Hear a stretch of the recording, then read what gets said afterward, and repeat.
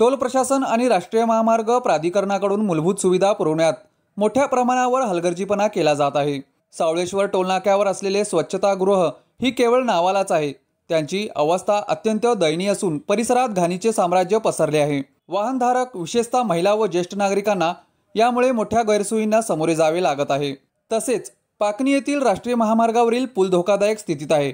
पुलावरील कठड्यांमध्ये भेगा पडलेल्या असून काही ठिकाणी ते तुटलेले आहेत।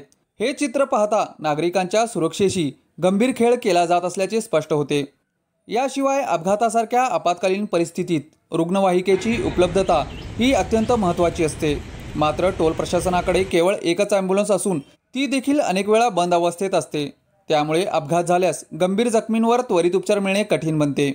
या सर्व प्रकारामुळे वाहनधारकांमध्ये तीव्र संताप व्यक्त होत आहे। टोल वसुलीत आघाडी पण सुविधा देण्यात शून्य अशी टोल प्रशासनाची भूमिका असल्याचा आरोप नागरिक आणि प्रवासी संघटनांकडून करण्यात येत आहे।